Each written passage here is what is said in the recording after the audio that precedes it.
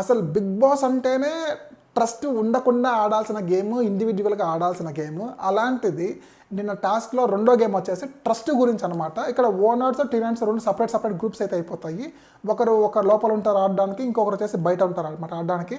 ఈ గేమ్ అయితే కంప్లీట్లీ ఒక వేస్ట్ అనిపించింది. గేమ్ అంతా ఏం లేదు యాక్చువల్గా అక్కడ. ఎందుకంటే ఎవరిని నమ్మట్లేదు. అందులోనూ ఓనర్స్కి అసలు వాళ్ళ మీద వాళ్ళకే నమ్మకం లేదు. అట్లీస్ట్ టెనెంట్స్ కన్నా కాస్త కూస్త కొంచెం ఒకరి మీద ఒకరికి ఒక ఒపీనియన్ అనేది ఉంది. ఇక్కడ ఎవరికి గురించి కూడా ఒపీనియన్స్ కూడా లేవు. సో గేమ్ ఏంటంటే సింపుల్గా ఒక 2 ముక్కలు చెప్పేస్తా. 2 బజర్స్ ఉంటాయి, వీళ్ళ దగ్గర ఒకటి వాళ్ళ దగ్గర ఒకటి. 2 ఫోన్స్ ఉంటాయి, వీళ్ళ దగ్గర ఒకటి వాళ్ళ దగ్గర ఒకటి. సో 30 minutes టైం ఉంటుంది. బజర్ స్టార్ట్ అవ్వగానే ఎవరైతే ఇన్ కేస్ ఇద్దరు బజర్స్ నొక్కితే ఇద్దరికి 1 hour ఇంక్రీజ్ అవుతుంది. ఇన్ కేస్ ఇద్దరు బజర్స్ నొక్కకుండా ఉంటే 30 minutes లోపల ఇద్దరికి 1 hour డిక్రీజ్ అవుతుంది. ఇన్ కేస్ ఎవరైనా ఒకరు బజర్ నొక్కి ఇంకొకరు బజర్ నొక్కకుండా ఉంటే బజర్ నొక్కిన వాళ్ళ టైం 0 అయిపోతే వాళ్ళు విన్ అయిపోతారు. బజర్ నొక్కకుండా ఉన్న వాళ్ళు లూజ్ అయిపోతారు.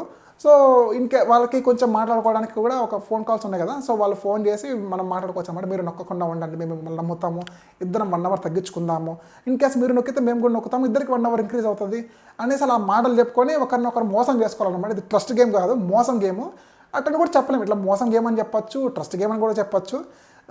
అదైతే ఫస్ట్ 3 secondsలోనే అయితే నొక్కేస్తారు. అసలు ఆ గేమ్ ఎందుకు పెట్టారో, అసలు ఆ కాన్సెప్ట్ ఏందో నాకైతే మరి వేస్ట్ అనిపించింది. నా 2 టాస్క్లు కూడా కంప్లీట్లీ బయాజ్ అనిపించేసింది. అసలు ఫస్ట్ టాస్క్ అయితే ఓనర్స్కి ఫేవర్గా ఉంది, సెకండ్ టాస్క్ అయితే ఎవరికి ఏం లేదు, ఇద్దరు ఓడిపోయారు.